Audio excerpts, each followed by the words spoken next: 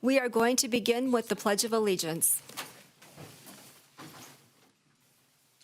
I pledge allegiance to the flag of the United States of America and to the republic for which it stands, one nation, under God, indivisible, with liberty and justice for all.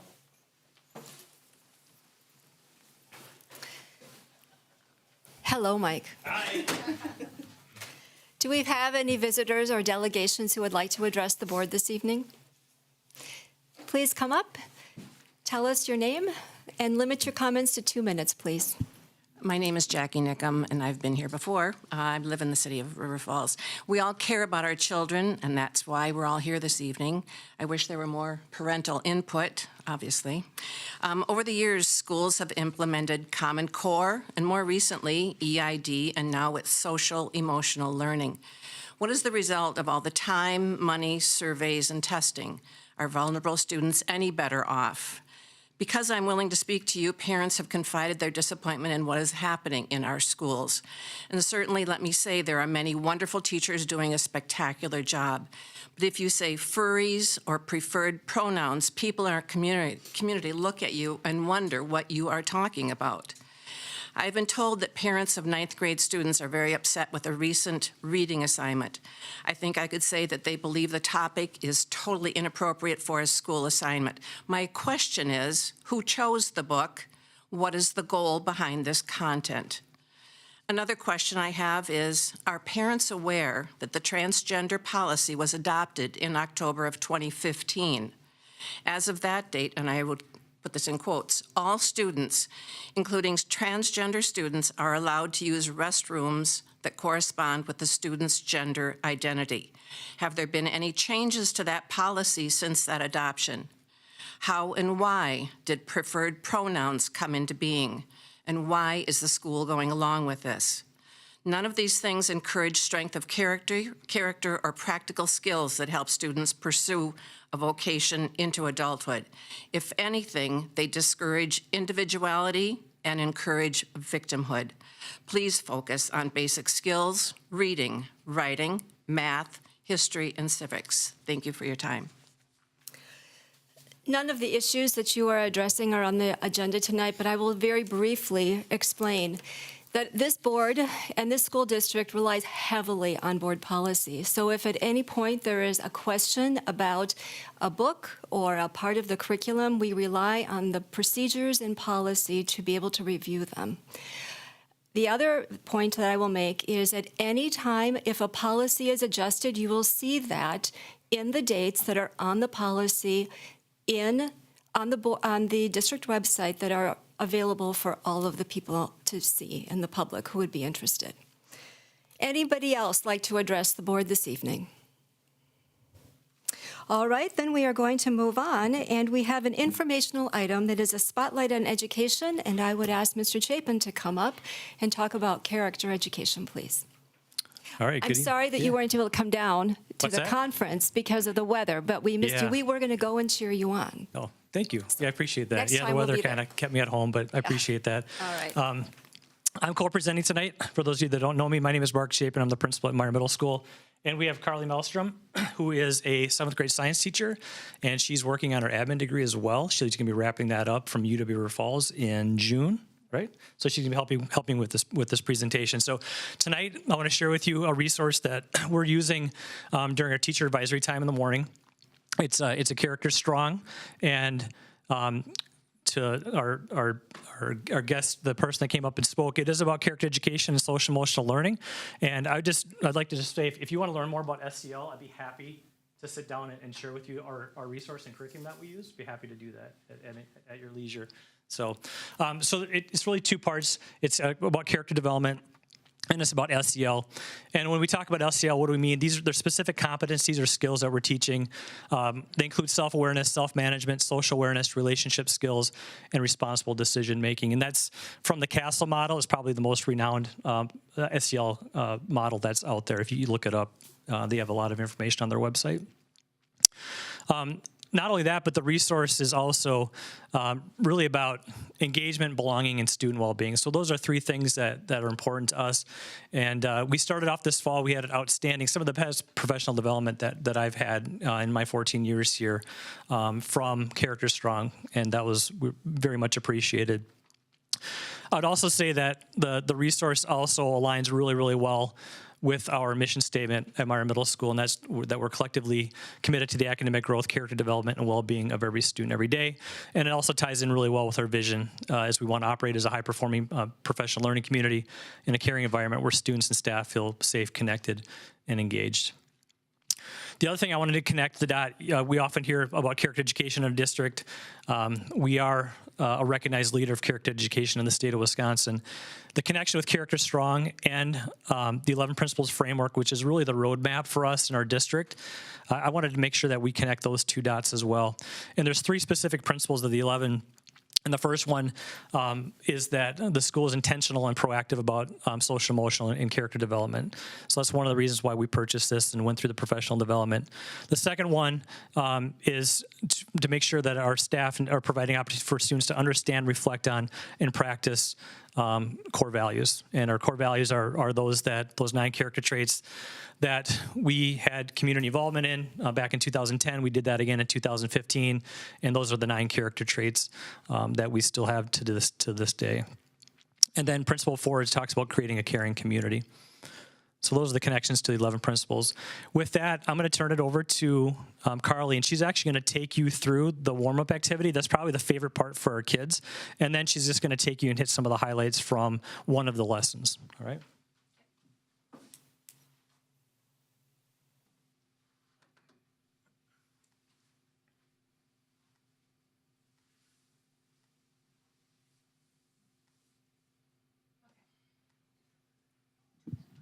Okay, so like Mark said, the beginning of the lessons is really kind of like the intention getter. It's what really ignites the engagement from the students.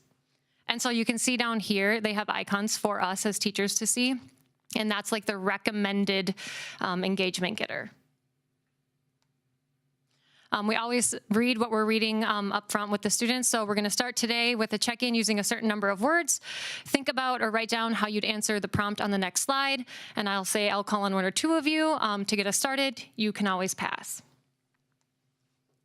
So this lesson's prompt was, in 4 words, share what you value most in your closest friendships.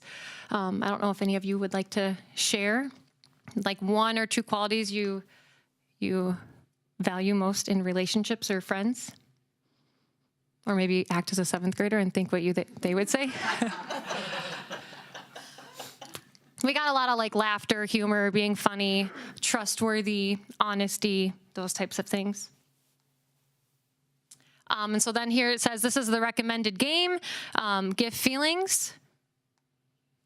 So there are other games on there that you can click as well if you don't want to do the recommended game. After a while, we're familiar with all of these. So if a class is like, I don't really like that one as much, or you can tell your class gets more into another one, you can go against what's recommended, but we'll go with what's recommended because our class normally likes that one. So you choose one of these numbers, and then you will see a GIF, and you share a story about the last time you maybe felt that emotion. So you'll see an image, you think of what that image is showing as far as emotion, and then the students would share a time that they have felt that emotion. Does anyone want to pick a number? Mr. Benson should pick a number. 3. 3, the best number. So then the students would say what they think SpongeBob is feeling, and then excitement, super eager, and then we'll say, okay, when's the last time you felt this way? I'm sure they said it after all of their snow days. They felt that way. Yeah, Mr. Benson did too. Yeah.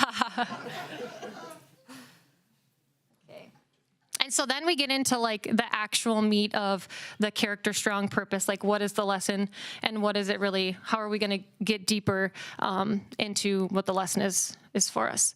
So this one was called the value tree.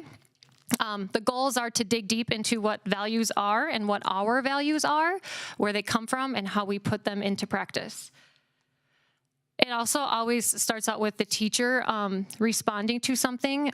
So here it says values are what we individually and collectively judge to be important in our lives. It gives some examples. And then it says, okay, I will answer these questions. Talk about a value you have. So I think I said a value I have is self-improvement. Where does it come from? I think it comes from my upbringing, knowing when I made mistakes and my parents talked to me about it. I wasn't identified as that mistake. I worked to get better. And then how do I practice it? I think I continue to hear what my parents told me when I was younger, and then I also try and see that in other people. When I think somebody has made a mistake, like see growth in them and not just see that mistake as the last thing about them. Okay, so we are going to create a value tree. They draw the outline of a tree. They make it big enough so they can write within the trunk, within the roots, and on the branches. Be creative. Make sure you have 3 roots, 1 trunk, and 5 branches. And then on the trunk, they write down the 1 value they have. And at this part, the students really were questioning what is a value. And so we kind of took a detour and we went and looked at I posted on my screen a list of values so kids could see the different values like dependable, reliable, enthusiastic, and all those different things. And we had a really good discussion on all of those and students just talking to one another about, oh, I think this one, or oh, no, that one. And then they would see another one and they would just go crazy about that. So then they picked one, and then they go down to the roots. The roots are what has influenced you. So when I answered, where did that come from? That's what they got to think about is, okay, where did that come from? Why do you think you have that?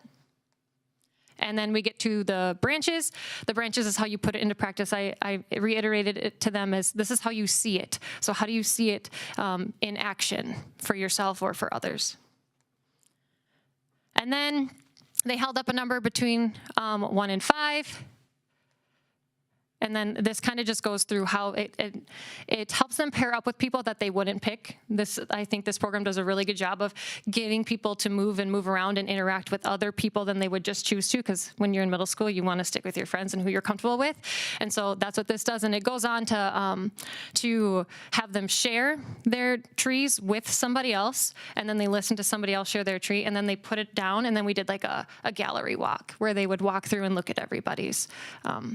And yeah, and then we had a classroom discussion on, did you see anything that you didn't know about somebody? Or did you put something on there that you didn't think very many people knew about yourself? Or did you have any discoveries about yourself or others?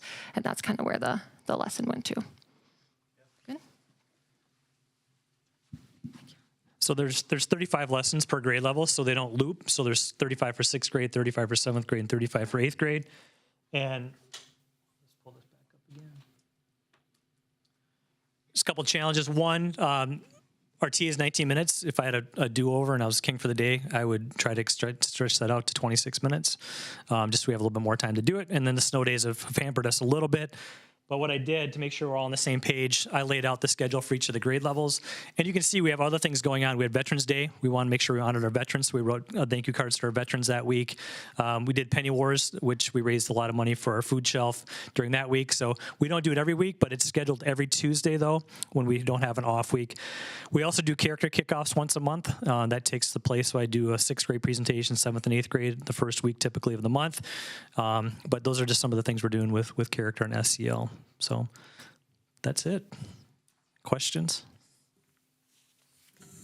So Mike, who leads this then? And is it each TA teacher, yeah. does that? And so Correct. then the curriculum helps them to support these conversations and they're Right. user-friendly? Yep. And so this conversation started from our district character education steering committee, where a lot of this work has been put on the shoulders of our counselors and teachers and those in the building level committees. And so that's where we started exploring some other resources. So it's really a lot of push and play. There's just a very little prep that's involved, but it's very much a high quality resource for our teachers. Thanks, Mark, to both of you for doing this. This brings back to a couple of things, and we've had updates on character ed quite often over the years here, and I'm careful to say this, and so most of the board members have heard me say it many times, but I think it continually needs to be pointed out that Mark, you and the middle school have been real leaders in character education in this district. And as you mentioned, we're recognized across the state as one of the districts that's way ahead when it comes to character education. This is something that's come from the community, to us as a board over the years in all of our strategic planning, community input sessions, all of that sort of thing. And this community really values it. There's strong support in the business community and among parents and all of that. So this has really been important for us. And it's a key part of that social and emotional thing. I'm reminded, as you're mentioning this, looking at the other mark, anyway, but was it December or November that we had this biggest social and emotional learning update? Remember? It was the November board meeting. We really had a real thorough conversation and discussed that and how critical this is, but all the other kinds of things that we're doing in that. So really appreciate what the middle school's doing. Appreciate your efforts in this, not just in this district, Mark, but statewide, and how this comes off. So Thank you. Yeah, thank you very much to both of you. Thanks, Carly.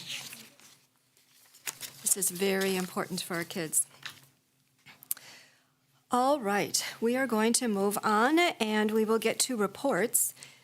Should we save yours for after we do this? Yeah, that's fine. Okay. We have some administrators who need to go to a really important basketball game, and so we're going to reorganize this a little bit. And the first presentation will be from Mark Chapin at Meyer Middle School, and it will be an update about, it will be a 90-day progress update about the goal 3.1, enhanced mentoring and coaching and support for new certified teaching staff. So if you could tell us about how that's going at Meyer, that'd be great. Yeah, I think you're going to probably see a lot of similarities with all the schools. We do a lot of the similar things. And part of our EE process, educator effectiveness process, we meet with all of our new teachers at the beginning of the year. We meet with them at the beginning, middle, and end of the year for their EE process. We have also meet with our new staff quarterly then in between. At the end of each quarter we meet, we check in, see how they're doing. That's another thing that we do at Meyer Middle School, probably very similar to the other schools. One thing we started last year is we encourage our new teachers to do classroom visits, so getting a sub, which has been tricky, getting subs. But I heard from Mr. Yang last year, he said that was some of the most valuable PD was the 2 days that he had a chance to go in and observe other teachers. He was able to just glean so many different strategies from other teachers. So that is, I think, really important. We have this year our weekly PLC collaboration meetings. I think right now it's really helped with our new teachers keeping up with the pacing schedule with the scope and sequence. That's been really beneficial as well. If you want to scroll down a little bit more. And then one of the best things we have going for us in the middle schools are our daily team meetings. So I know in a lot of other schools, it's sometimes hard to connect with your mentor. They get to meet with their team every single day. And for that first month or two, like, how do you run the copy machine? How do I set up my voicemail? Like all those little things that you kind of take for granted as a veteran teacher, those things can be, they can be supported that way. So that's been a huge strength for us with that team time. Is there one more on there? I can't remember. There's is that it? Okay. Those are some of the main things that we're doing with our new staff. What kind of feedback do you get from them? Feedback, one, super being thankful for their team is always the first thing I hear, like how supportive the team has been. And sometimes we hear that from teachers that have come from other districts, just how supportive our teachers are. And I hear that from a lot of other buildings, not just ours, but I think it's just part of our culture in our district. That's great. Thank you. Yep. All right, now the elementary school folks, and I know Ashley is leading the charge here. And then Nate, when that's done, you can get to the game too. Oh, you guys are coming up. That's nice. Yeah, you guys can chime in. These are notes between all of our buildings. Like Mark said, all of our new staff are on their educator effectiveness observation cycles. We also tried to meet with them in August ahead of time just to go over like expectations, culture, routines, and kind of have a general Q&A, and then check-ins throughout the school year. There's also an expectation for new to the district teachers to do a coaching cycle. So they can choose between math, literacy, or technology, and then they're expected to do at least one throughout the school year. We are trying to give them an opportunity to observe other teachers, so providing coverage, whether that's just internal or getting subs so that they can go and observe their team or other teachers in the district. At Rocky Branch, we're trying something this year where, because we had 5 new certified staff, so kind of a little cohort of new people. So Fall, winter, and spring, the coaches are leading a Friday morning 20-minute meeting with donuts where they just talk about different topics. They kind of can choose from a list of things like grading, using our online platforms, parent communication, behavior management, just kind of like a just-in-time PD. It's supposed to be laid back, not stressful, just a time for them to be together. TSIT training, so teacher-child interaction training is available, typically used when support is needed in the area of behavior management.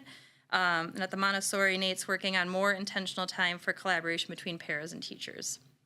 So, and I think feedback that I get sometimes, it's hard, feels tricky to increase support, but not make it feel like you're using a lot of their unnecessary time. So the balance between supporting, but not overwhelming or making it feel like another thing. So an organic support. It sounds really good, yeah. No, it really does. Oh, Yes.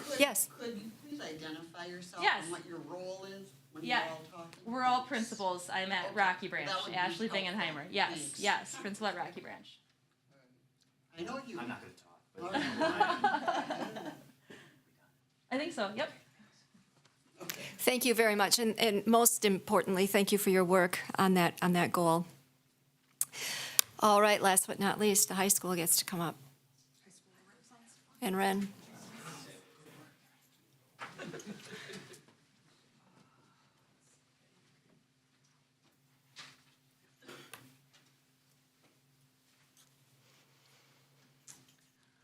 Hi, most of you know us, but for those of you that don't, I'm Terrell Gretz. I'm assistant principal at the high school. And just a reminder that we had the honor of doing our spotlight for education that we previously presented on teacher support and collaboration.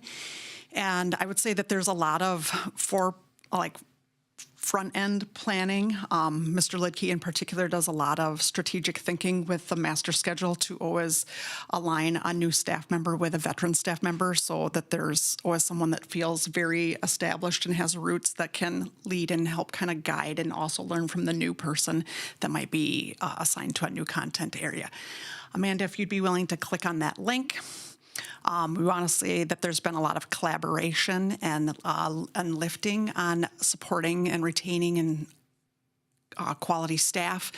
One thing that we're really proud of, it was kind of like an aha epiphany moment, and I think we showed it to you in the fall, was our color-coded calendar, where we hand it to all staff and they know every day of the week what specific collaboration meeting is going on, and if that is a meeting that applies to them or interests them and that they want to attend, they have that all at their use. And we lean very heavily on veteran experienced staff in our high school, and I'd like to specifically do a shout out to my colleague Lisa Goyle, who is unfortunately sick with the flu. She does a lot of heavy lifting, and I'd also like to do a shout out to Amanda Whipke and give her a little bit of a chance to describe her role in mentoring. Hi, I'm Amanda Whipke. I'm one of the teachers at the high school. And, well, this wasn't my idea. This was from the admin team. But to do these teacher connecting meetings, and I'm just lucky enough that I get to participate, and I've been able to help lead a few of them too. But it's just a chance for teachers to get together, new teachers and then teachers who have been in the building, just to get together and talk about topics and learn from each other. And so what we've been trying to do is grab staff who have certain interests and certain skills that they are great at and some things that are working in the classroom, and then we pull in other teachers, and it's just anybody can come. It's not like it's a specific invite or something like that. Anyone can come. It's not just the new teachers. And so we've done everything from universal design for learning, which is really trying to meet the needs of all learners, kind of like differentiation, but more planning on the front end for that. And then we've talked about incorporating discussion into classes, just different ways to do that. So it's a little more variety in classes that way.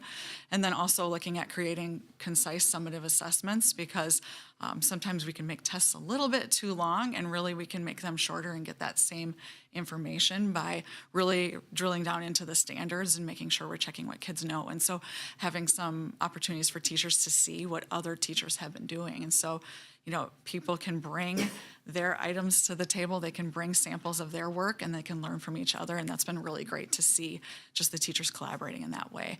And the whole goal for this is really just intentional support and opportunities for professional development, because we can do book studies, we can listen to speakers, which is all great, but sometimes that day-to-day conversation with a staff member and seeing what's going on in real time is some of the best PD I've seen. So another thing is new teachers are assigned a mentor or a buddy. And it kind of depends on if they're brand new to teaching or if they've been teaching already. But I can say as someone, when I was new, it was just super valuable to have a buddy. But also, we have such a great staff at River Falls High School. Everybody just circles around new teachers, and it's just, there's always somebody to ask a question to. And so, yes, people get assigned buddies or mentors, but the staff just really, wraps around teachers. So, but those mentors and buddies really help with just all those little questions like, where do I find this? And who do I talk to about that? And so that's just really helpful for new teachers. One other thing that's not on the slide is we have two teachers, Sarah Plum and Jennifer Powell, who have arranged once a month donut drop-ins. And so they make it really fun by actually emailing out the day before the brand new teachers to say, hey, hint, hint, it's going to be in so-and-so's room. And then the next morning, everyone else gets in their inbox the location. And so they get the tip off, so they know to get there right away. And so thanks to Wiley's Common Ground and the admin team, we have donuts and coffee. And it's been really cool. We've had anywhere from, sometimes it might be 15, but I swear there were a couple times there were like 25, 30 staff members in there, which is really great. Just to support, I think the next slide, this is also a follow-up from our Spotlight on Education, that really helping new and certified staff learn how to collaborate with the student services team, learning how to collaborate with school counselors, learning how to collaborate with special education teachers and admin to support struggling learners that are in 9th and 10th grade. We decided to just strategically target the younger students versus the upperclassmen, and really finding that when we share information, that one pattern that we might see in one class might be a pattern that's repeated in another class, and just to learn how to try different strategies that I had the success with a student, and this is something that you might want to repeat. And then I think, to maintain the students' privacy, but to also let them know from the Student Services Support Team that we are offering services like the restorative services, therapy, and we're so grateful for the 4 to 6 sessions that are provided free by the school district through the Lions Club donation.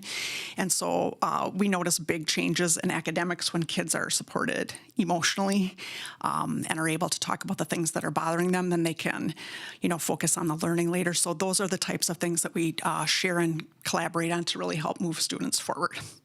So, things that we have done strategically over the years, but it was like we needed COVID to reflect all of the things that students needed. And this was a school year where we really said, what have we learned from the past? And then we just put it all together on this collaboration calendar. And I know that we won't go back from having that collaboration calendar. That's something that we'll keep forever moving forward.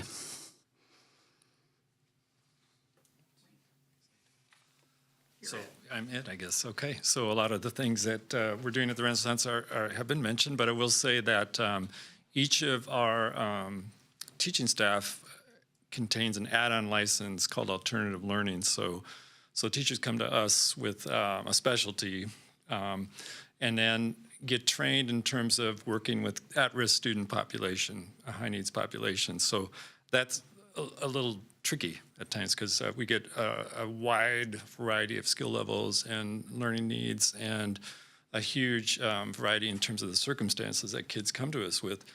And sometimes, it takes a long time to understand that and to work with it. So we put a huge emphasis on having fun, collaborating. We meet every Friday in our PLC format, but it also gives new teachers a chance to, as Terrell was mentioning, and Amanda, that discussion about what worked in one class and where that could be brought over to another. So there's a lot happening at the Renaissance, both in terms of meeting the needs of our high needs population, but also we're encouraging our science teachers to go to workshops and to learn new strategies as far as their content area. So we got kind of two things going at once, and we want to support teachers in the process because we know it's demanding. But we've also enjoyed a really low turnover rate. So the last teacher we brought on board 3 years ago, and I would say the biggest challenge in terms of new people coming on board is paraprofessionals. So we've had a fair amount of turnover there. And that role is critical in our program. So we want to make sure that, I know the new handbook, the new in-services that are offered to paraprofessionals have already proven to be really useful. So we want to make sure that we're treating those people well and making sure that they're feeling supported because they're in a role that's pretty high demand at the Renaissance.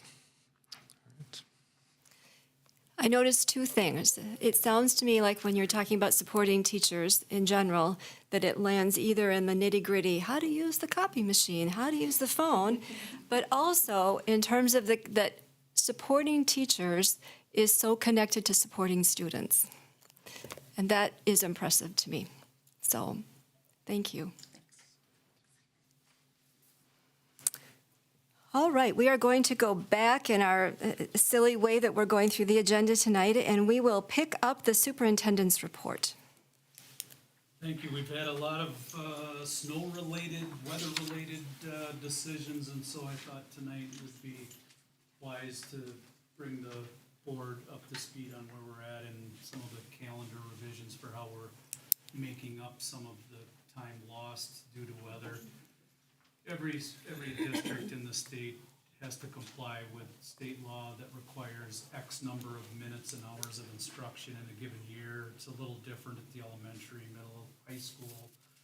But by and large, we have, we've been trying to listen to staff, to parents, to students, and coming up with ways to revise our calendar, given the fact that we've canceled school 6 times and we're not through with the month of January yet. And we've had 4 other days where we either sent kids home early or brought them to school late due to weather and road conditions. And so a little bit of a ebb and a flow to some of the decisions. We appreciate everybody's patience that when we're making those decisions, we're obviously focused on safety, and sometimes the safety side of road conditions has as much to do with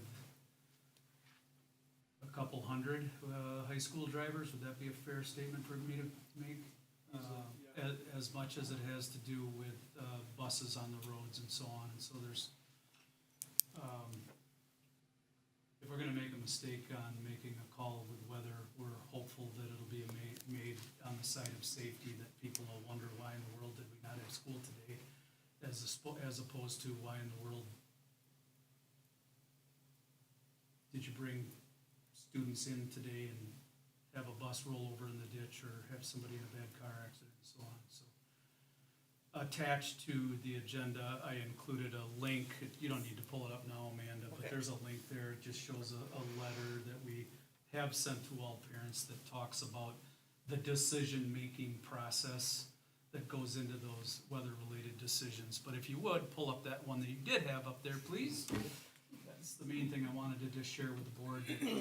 Initially, we were avoiding, frankly, and not real keen on jumping on the bandwagon that we were gonna have at-home learning days to make up for lost instructional time due to weather. I think most would agree that a day at home learning for a second grader is really not the same thing as a second grader coming to school face-to-face with their teacher, with their peers, and having the engagement that they have all day long. It's not the same. And we've made a bit of a compromise there, given the unusual winter that we've already had. And so this little chart here gives a little outline to describe some previous canceled date. We have scheduled that already to have it be a makeup date in February. January 11th, we canceled school. We're bumping on April 7th. That was going to be an in-service day, and so we're going to teach face-to-face in school on April 7th as opposed to an in-service day. That means the staff in-service day gets bumped to June. on and on the cycle goes. I don't need to read all of them for you, but we canceled last week Thursday, and we're making that up on June 7th. Now, the next couple of days, this is where the compromise comes in, where we're saying, okay, we'll do a couple of these at-home learning days. We can pull it off. We can comply with the requirements for hours and minutes, and we can do it all legally. We've got a lot of winter ahead of us. Frankly, we're trying to avoid the second week of June as a face-to-face requirement for students. We think that, we know that that's a preference. Parents and different summer activities that go on. That's just a week, that second week of June, we're trying to avoid with our plans here. And so that gives the board a little bit of an outline as to where we're at in the coming days in the event that we have any additional cancellations. Been a lot of thought, a lot of consideration, I'm admitting a little bit of an ebb and a flow to the thinking process, and we appreciate everybody's patience in that decision-making process. Does anybody have questions on the board regarding where we're at with our plan currently to make up those days? I just have a quick clarifying question, because I just want to make sure I understand this correct. So if, and hopefully it doesn't happen, but if we do have another snow day, I said it now, so there you go. But if it does happen, that at-home learning day will be the day of the school day that has been canceled, correct? Yep, Okay. good question, because we could do it alternatively. So we could have said that on April 7th, we could have said, we're not gonna come to school on April 7th, but we're gonna have an at-home learning day on that day instead. And we're not doing that, and therein is also an example of, I guess, what I myself am considering some compromise to say, we've got a day on that April 7th day that was slated as an in-service day. We're gonna bump it, and we're gonna have kids face-to-face. We're gonna compromise if we have another school cancellation that simultaneously, instantly, we will say we're gonna count this as a school day. Students are gonna learn at home. Our administration is working with staff to define, so what will that day look like for a second grader versus a high schooler? Very different, obviously. Our principals will be communicating with parents in advance to describe, okay, here's the plan. If school is canceled, I'm sure in my announcement, I will describe, for the first time ever, this is now considered an at-home learning day, yada, yada, yada. And, we know of the need to communicate clearly what the plan is and how that will work for students, and to be clear in our communications. No doubt there will be a glitch or two, but that is the plan, is that on the next 2 days, if there are a day or two more, we're gonna do the at-home learning approach. After that, we go to day 3, we're bumping into June 8th, and after that, we're not being committal at this point. We'll see how it goes with some of the other approaches and make the decision at that time, if needed. Thank you, Jamie. I think it's important for people to understand that calling snow days is a really complicated process. And I'm not sure that everybody realizes just how hands-on Jamie is when it comes to this decision, that he regularly gets out and drives the roads, along with Todd Burnap, who gets out and drives the roads to figure out what they're like, what the conditions are, and if they're safe for our buses and our high school drivers. So. You're not driving the same roads. No, he generally goes No, west of once- town, and I go east of town, actually is the drill that we use there, yep. And you go four-wheel drive or two-wheel drive? Actually, purposefully, I put my truck in 2-wheel drive to test what the roads are like for somebody that might not have 4-wheel drive. There have been times this year that I needed to put it back in 4-wheel drive to get home, making my decision a little easier, frankly. Can I ask another question? Do we have a good sense of what other districts are doing? I mean, is there I'm guessing it's just Ellsworth does what works for them, Hudson does what works for them, but I'm curious to hear what that would look like if there's kind of a universal way, like Hudson, I'm just saying this as an example. Maybe Hudson hasn't, every snow day they've had this year, they've done a virtual learning day, so it hasn't impacted their calendar at all.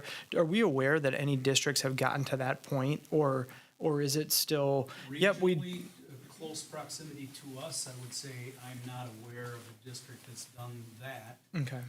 I recently spoke with Well, on weather-related days, there's some communication that goes on with other superintendents as well.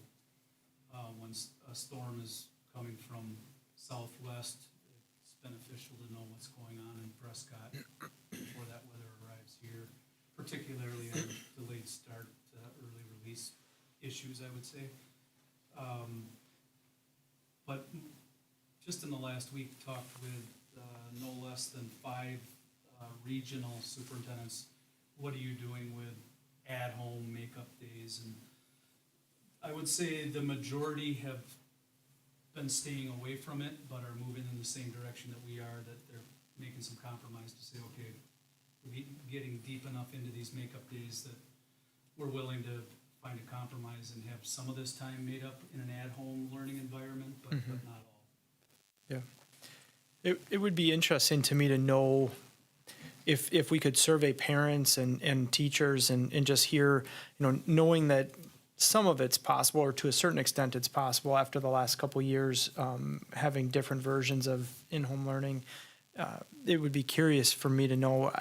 My preference with elementary kids would be they're getting not nothing, but very little at best out of an at-home learning day. So I just was curious if somebody's adopted this as kind of their universal way around snow days and makeup days, what method they're using to do that to make it worthwhile, or if they just feel like they're doing it to meet the requirement, because it's not apparent to me, even after we've gone through it, what the method is to accomplish a real effective date at home for some of these There are kids. some districts, I can't name them, but there are some districts, again, I'm not suggesting local, regionally necessarily, but there are districts in the nation, northern half of the nation presumably, that have adopted the process of having a instant, we had a snow day, it's at-home learning right now.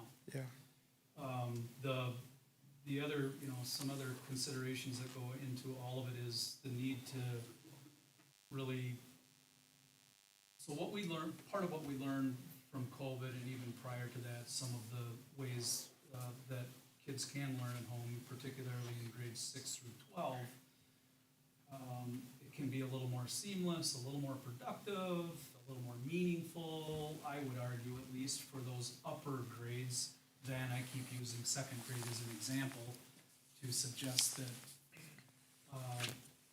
if we're gonna do at-home learning, I try to say rather bluntly, let's be honest, that our kids are not getting, a second grader is not getting the same kind of learning experience when we do an at-home learning day.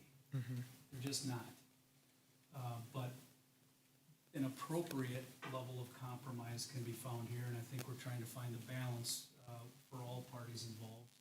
The other thing, to part of your question, we are smart enough to learn from others too. We're not necessarily reinventing the wheel on how to do at-home learning. We're very good at begging, borrowing, and stealing from others, and so we certainly have looked at what other districts do for their at-home learning plans, elementary through high school, and we're crafting our own model, what we think serves our children best here in River Falls. I think, Jamie, as you say that, we talked about this a little bit the other night at the Personnel Committee meeting, because there are personnel considerations of this. And you hit it there.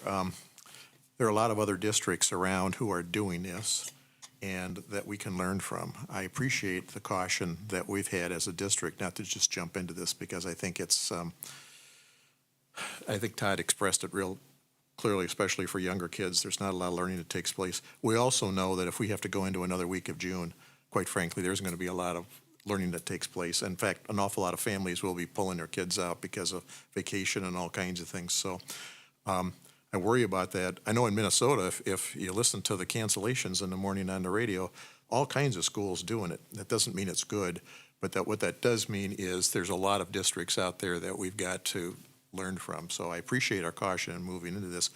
What I was going to ask, though, on part of this, because we were just in Milwaukee last week, and I didn't hear anything about whether or not the state might provide some leniency or flexibility if there are more days here. Because the reason we're doing this is because there's a required number of minimum days we got to go to school. And sometimes in hours, okay, yes, hours, yes. Sometimes in the past, they've provided some flexibility in a bad winter, but I haven't heard any talk yet that there might be some flexibility this year, right? I have not either. The other notable is that inside of a school calendar year, Wisconsin schools cannot start school before September 1. Yeah. So that shrinks our possibility if we also want to end school by the second week of June, and we can't start till the 1st of September, and we all want to have a spring break, and we want to have time off in the holidays, and you're boxed in with a limited number of options. Just aren't enough days. I don't think we're ready to have school on Saturdays yet. Ted had a good suggestion, though. I think getting feedback from parents, and I'm sure you're thinking about that already, and the teachers as the year goes along. Because this is really, we're thinking it's an exceptional year, but in my time in the business, there have been a number of years, quite a number of years like this. So this happens, and we got to be prepared for it, so. Anything else? Thank you, Jamie. We are going to move on to number 6, our action items. We have the minutes from the regular Board of Education meeting on December 19th. We have bills that have been submitted for payment, as well as employment recommendations. So at this point, is there a motion to approve minutes, bills, and employment as presented? Second. Thank you, Cindy. Thank you, Todd. Any questions or comments? All those in favor? Aye. Aye. Opposed? The motion is carried. We have concluded the process of interviewing a new Director of Finance and Facilities. The board is asked tonight to approve the administrative recommendation that Lynette Edwards become our new Director of Finance. She comes to us having 8 years of experience as a Director of Facilities and Finance in 2 different districts. She has expertise, she has knowledge. We think that she is going to do a really nice job. I was part of the second round of interviews. Mike and Todd, you were in the first round. And what was clear to me is she also has a sense of who we are as a school district and what our values are, and she's eager to participate. So I think it's going to be a really nice combination. At this, yes. I was just going to say, because this is such an important position, and we've always been really solid with our money here and very conservative with the way we do it. But when we were in Milwaukee this last week, I heard on more than one occasion people who knew her and said, boy, did we get a good hire. So this is not just us that think we got a good hire. So fingers crossed, we're making a good transition here. So I was pleased to hear that. And when Mike and I talked to her in Milwaukee, she was excited to come. So that's nice. Yeah. I'll make a motion to approve Lynette Edwards as our Director of Finance and Facilities. Thanks, Mike. Is there a second? Second. Thank you, Lindsay. Any further discussion? All those in favor? Aye. Opposed? The motion is carried, and I will turn to Ellen to talk about education program meeting. Education programs, this was a good meeting, as they all are. I was going to say, have you ever had that programming meeting, Ellen? Or a short one? Or a short one, yeah. It's because we've got such a good committee.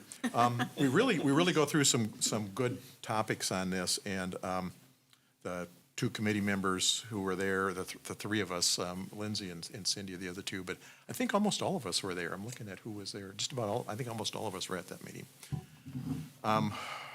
First off, we got our annual report about open enrollment, how many seats we're going to have. We're real careful with that, and allowing open enrollment in a number of areas, but not in others. So, for example, there are no open enrolled seats in special ed, and help me, was there another area that we weren't providing open enrolled seats? Is that just it in special ed?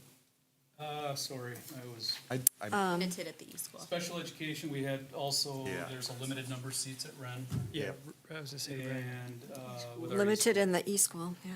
Okay. Sorry, I was just testing you all, see if you were paying any attention to what I was saying. And then there's our annual discussion of and approval of the Notice of Educational Options, which has to be reported to the state. Our our schools, our 3 charter schools we have within the district, the Renaissance Academy, the Montessori, and the E-School. And those have to be out there and made public, and they're on our website, and those things. Then we had a really good conversation about the district report card, and that is out there. Both Amy and Mary Beth, our acting directors of academic services, were there, and really had a good discussion with them. They could kind of hear where we were coming from, and vice versa. There's this information's been out there for quite a while. There was a good story in the Hudson paper, the Star, the thank you, yeah. Last month, I think it was in December, and we're doing okay. We're above average for most of the districts around here, certainly above average for the state, but there's still work that can be done. We also had a conversation that testing, the specific tests the state requires us to do can provide a guide for us, but they are not the be-all and end-all, because sometimes they don't test the right things or tell us the right things.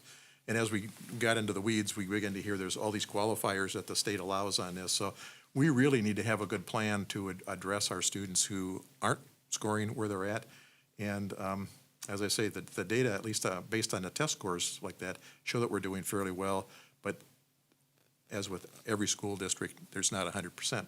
So we talked about the plans we've got in place to address those students who are behind, falling behind, et cetera. So good discussion about the district report card. Briefly talked about the resolutions before we went to the school board meeting last week in Milwaukee. That ended up being, Lindsay was a good representative for us and had read through the resolutions. But that ended up being a very robust, it went on forever. But there's lots of good conversation, and I thought gave us a good idea of where other districts in the state, because this is a real critical time politically in the state, nationally to some degree, but we're most interested here in the state, what's going to happen with the state budget, which is the biggest. And those resolutions were basically around where's the Wisconsin Association of School Boards going to focus their efforts in terms of working with the legislature this coming year. So I think that was all. Would you like to make a motion, Ellen? So I'm going to move, oh, yes, okay. So we have 1, 2. And you can take them, To do 1 and 2, you right? could take them as one motion. I'll move to approve the memo on established open enrollment seats and the notice of educational options. Thank you. Is there a second? Second. Thank you, Cindy. I will draw everyone's attention to on the page 15 of the board packet. The top paragraph on the letter has been just edited slightly based upon the conversation that we had in Ed program. It references policy 423 as well as the related rule, so that we are making sure that we are following our policy. Any further discussion? Just to add to that, the Yeah. specific conversation that we were having in committee about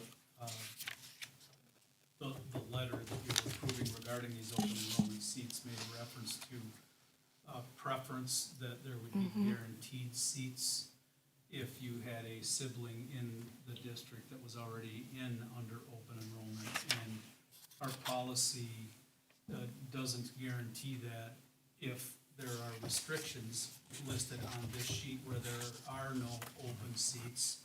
Our policy is pretty clear that it says it doesn't guarantee that just because you had a sibling here that you too will be allowed to come here. Special education, regular education, whatever. So thanks for pointing that out, that memo that was presented to committee, that sentence that was on that memo is now replaced by the second sentence on this memo. It just says we're going to follow our policy, and that addresses all of those kind of decisions. Anything else? All those in favor? Aye. Aye. Opposed? The motion is carried. I will give a report about the Personnel Committee meeting that was on January 16th. We did a variety of things. That meeting, we also talked about the 22-23 school year calendar. We had a staffing update that was focused on the timeline for searching for and then hiring a director of academic services. We reviewed the job description for the Director of Academic Services. It's the appropriate time to do that. as well as School Board Policy 130, legal responsibilities, or board responsibilities and legal status. There were just very minor changes, but we made those adjustments. We also then looked at the exhibit for School Board Policy 251. We then went into closed session and we approved the 2023-24 bargaining goals and continuing letters of employment to administrators. So that's what we did during the meeting. And at this point, I would like to make a motion that we approve the revised Director of Academic Services job description. Is there a second? Second. Thank you, Todd. Any questions or comments? All those in favor? Aye. Opposed? The motion is carried. I will also make a motion that we approve the first reading of revised School Board Policy 130, Board Responsibilities and Legal Status, as well as the revised School Board Policy 251 exhibit. Is there a second? Second. Thank you, Lindsay. Questions or comments? All those in favor? Aye. Opposed? Motion is carried, and you'll note that Alan is not present at this point. All right, and I will turn to you, Todd, for an update about finance and facilities. So we met prior to the Personnel Committee last Monday. We went into a closed session right away to discuss, let's see, we talked about a timeline for possible referendum, which is being considered. We talked about some options that could be included. There's some ongoing research being done in regard to district facility needs, enrollment study, those kind of things. We're waiting for a few of those pieces to fall in place before we might know where our needs are and how to prioritize those moving forward. And then also talked about an operational referendum consideration that we're looking at here too. So both of those items were considered. There is a timeline attached to the packet that Jamie has shared, kind of a preliminary timeline on what that looks like, and there's probably about a dozen different things included in there, and there's yellow shaded areas for the timeline. It's not going to necessarily be new to any of the board, but anyone who wants to go on and see that is, I believe they have access to it. Thank you, Todd. And there was no action, only Yep. informational Yeah. items. Yep. All right, letter F, we are actually going to wait on that because the documents are not quite ready. We will approve this in February once all of the documents and the legal description is included. But Jamie's simply going to give a very brief overview about the issue that we will vote on next month. Yeah, so this is an issue where we talked once before with the board about the city is approaching the district regarding an easement on our agriculture land west of town, straight out Highway M near Man Valley. Our FFA alumni help our students gain experiences by literally farming that land, growing crops on that land. The city wants to put an easement along the southern edge of our property that easement would allow them to put infrastructure in for utilities, water, sewer, electrical. And they need a place to do that, obviously. And so when you'll notice in the packet, we're tabling it now. We just, the city did not have all of the information prepped for the meeting tonight, and so we'll bring it back in February when we have all of the legal exhibits attached.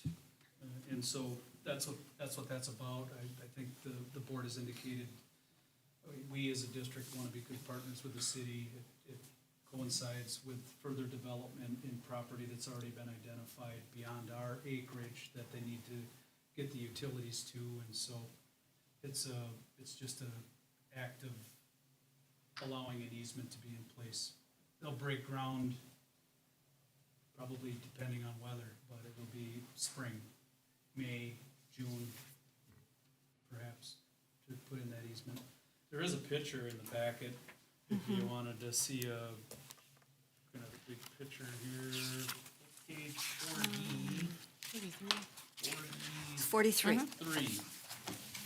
And so it's the white outline, narrow, white outline that runs east-west is where that easement would fall. You can see a big part of it is actually woodland area. It would chip in a bit to some of the existing farmland, but we will bring that back next month for your approval. The city did bring this to our attention when we had our joint meeting last summer, so it's not brand new. All right, we are at this point now going to consider and potentially approve a 10-year district facility maintenance plan. This is something that was part of the conversation last week in committee. Administration made a few adjustments based on conversation, and Jamie's going to walk us through it. Yeah, to be clear, this is I'll call it the minimalist's plan for a 10-year plan. And frankly, what's illustrated here, inside of our district's budget, annually, we have about $650,000 to apply towards maintenance projects. We don't want to just defer maintenance projects. We want to stay on top of that annually, so about $650,000. And the board has been pretty proactive in recent years. We've tried to stay on top of a roof replacement plan. That's where a lot of recent year dollars have gone, is towards some roofs. So this outline shows essentially what that in-district budget of $650,000 annually could accomplish in a 10-year sequence or cycle. And so in our committee discussion, when we talked a little bit about this, it was brought up wisely that we want to make sure that we aren't portraying a public picture to suggest like this is all of the maintenance needs that we have in the district. It's not. It just is the piece. This plan shows how it aligns to the existing budget that we have. We have other needs that we don't have money to accomplish. Todd alluded to the fact that we're doing a facility study, we're doing an enrollment study, we're gathering information. And the other thing that this plan complies with, there's a law.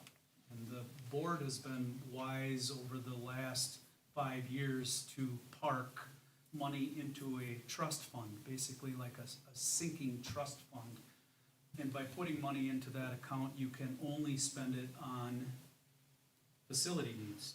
You can't decide later on you're gonna spend it on something else. And so, once you put $1 in that account, into that trust, you have to continue to maintain that trust for 5 years. That's a legal requirement. Thou shalt not spend any money until 5 years has passed. The other legal requirement with this fund, it is called Fund 46, is that you must have a 10-year plan. And so the other purpose of this document is that we're meeting a legal requirement to tap into that trust fund, which by sheer coincidence is roughly $650,000, not to be confused with our annual $650,000. And so we're getting bids right now on a roof section. It's really, we call it a penthouse on top of the middle school. On top of the roof, this penthouse is a structure that sticks out of the top of the roof, and inside of it is our HVAC systems. And the walls of of those units are very antiquated and old, and we've been patching water leaks, and we need to put a formal fix to that. We can't continue to put a Band-Aid on the problem, and so as we talked to the committee about spending Fund 46 trust fund dollars towards that project, we're getting bids on that right now. Have more information for the board coming. So this document does a couple things. One is complies with the state requirement related to Fund 46. For us to be able to spend that, you must have a 10-year plan in place. And it also outlines just a plan for the existing dollars that we have in our ongoing maintenance budget moving forward. It certainly does not identify all of our facility needs, but it provides a general outline. And last thing I'll say, disclaimer is, this is just a plan. Plans can change and plans do change, but right now this is the long-range plan. Thank you. I'll take a motion. I'll move for approval of the 10-year capital facilities plan. Thank you, Todd. I'll second. Thanks, Mike. Questions or comments? All those in favor? Aye. Opposed? The motion is carried. All right. At this point, we have before the board the first reading of the new school board policy rule. This is a rule that is attached to a policy. 352, the rule is regarding overnight accommodations for student trips. This is attached to policy 352, which is about field trips. So the policy is about field trips. Rule number 1 provides guidance for extended trips, and now rule number 2 will be about accommodations for student trips. It's basically about how our hotel accommodation is going to be made anytime there's overnight trips. And again, we want this to comply with board policy. So at this point, do we have a motion to approve the first reading of the new school board policy 352 rule number 2, overnight accommodations for student trips? So moved. Thank you, Cindy. Is there a second? Second. Thanks, Todd. Questions or comments? We haven't had this rule in the past, or is this an Correct. update? So This is a new, completely new rule. This is one of those where, when asked, what's your rule, what's your policy and your rule here, and we've identified it, we need to come up with something, rather than after the fact. So this isn't Yep. coming up because we had kids in a motel last week, and suddenly we need a rule. No, This it is- has to, I'll tell you where it came about. Actually, had to deal with high school band going on a week-long trip down to Florida. And wanted to have a procedure in place that clearly outlined and defined exactly how those hotel accommodations would be made, specific to overnight accommodations. And it can be applied, obviously, not just to a trip to Florida for a week, but to any and all, moving forward, future overnight hotel stays. It'll be for high school, it'll be for elementary, if they go to the Model United Nations, whatever it's going to be. So we have a motion that's been moved and seconded. Any further discussion? All those in favor? Aye. Opposed? The motion is carried.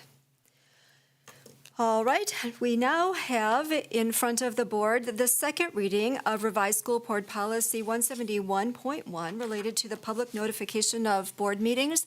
We approved the first reading last month, and the change is simply to add that we will also provide notices to the Pierce County Journal.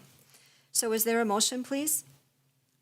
So moved. Thank you, Ellen. A second? Second. Thank you, Lindsay. Any questions or comments, discussion?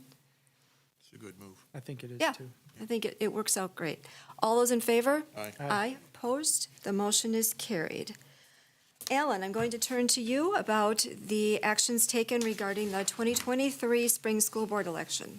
Okay, so the process of candidates announcing to run for the school board in the April election happens in December, before the deadline, which was, I think, Amanda, January 3rd. That was a Tuesday. And so there are 2 vacancies this year, and 3 candidates have announced for those vacancies. So once they've filed and have been filled out all the paperwork and those kinds of things, then Amanda calls me. Amanda is the deputy clerk for the elections here. And we get together because one of the things we have to do is draw names out of a hat to how they're going to appear on the ballot. So this is a process that just doesn't happen randomly, but it's something that we want to do open and public. So all 3 candidates were invited to be there. I don't think any of them were there. But this happens every year. We do it the same way. We come in, we bring in several people here in the room, so we got plenty of witnesses. Amanda puts 3 names in a basket. Somebody else draws them out one at a time, and we write them down, and that's the order. I never touch them, but anyway. So the order of ballots this year are, so the 3 people are Cassie Erickson, Allison Page, and Stacy Johnson Myers, are 3 people running for 2 slots. Their order of names on the ballot will be Allison Page, Cassie Erickson, and Stacy Johnson Myers. So what we have to do on this is, for the record, acknowledge the actions that were taken for the 2023 spring school board election. And have you just made that motion? I just made that motion, yes. Thank you, Alan. Is there a second? Second. Thank you, Lindsay. Questions or comments? All those in favor? Aye. Opposed? The motion is carried. Do we have any proposed or suggested items for the next regular board meeting or future board meeting agendas? I don't have a suggestion for that, but I wanted, if I could, please, just to make a couple comments about, our new strategic plan, and part of that strategic plan development. Our district and you as a board committed to some values, some very clear values that will conduct your business, how you conduct your business, how we function as a board, as a district, as administrators and staff. And among those values, we talk specifically about people matter. And people include our students and our staff, our parents and our community members. On our values, we talk about respect, including the ability to have reasoned debate and discussion around some tough issues. We're committed on our values formally talking about integrity, and that character does matter, and being honest and being responsible matters. And then we also talked about being transparent. If we're gonna build trust in our community, we have to be transparent in all that we do. And so I wanna say thanks for those in attendance at the meeting tonight. One way to learn is to be present at board meetings. And the other, I would encourage you to call me, meet with me. Would love to answer any questions you have or listen to your feedback or your ideas. And know that change happens, one of my favorite quotes, change happens at the speed of trust. And with that, trust is a two-way street. And so we need to make sure that we're communicating if we're gonna continue to build on our trust. And assume best intentions by all is really important. So thanks again for those of you that were here tonight. Appreciate you being here and taking part in our school district activities, actions. There is one item that I know that will be coming up next month, and that's that it is time for the board to conduct its self-evaluation, and so that will be on the February meeting. If you have not turned in your survey, please get that done so that we can compile it. Is there anything else we should add to the agendas? All right, then we're going to schedule meetings. So the Educational Program Committee will meet Monday, February 6th at 6 o'clock. Finance and Facilities will meet Monday, February 13th at 6 o'clock. Personnel will meet Monday, February 17th at 27th, it's right in front of me, at 6 o'clock. Please notice that's a bit of an adjustment compared to what our usual pattern is. And the next regular board meeting will be Monday, February 20th at 6 o'clock. All of those meetings will be held right here in the district office. Now, at this point, I request a motion to move into executive session pursuant to Wisconsin State Statute, Section 1985, 1C and E, for the purpose of discussing the district bond financing options and contracts related to the future potential referendum process, and for approving the 2023-24 bargaining goals and continued letters of employment for administrators. Is there a motion, please? So moved. Thanks, Todd. Is there a second? Thanks, Cindy. I'll need a roll call. Mike? Yes. Lindsay? Yes. Todd? Yes. Alan? Yes. I'm saying yes. Cindy? We will be in executive session. Thank you, everyone. And the public part of the meeting is adjourned.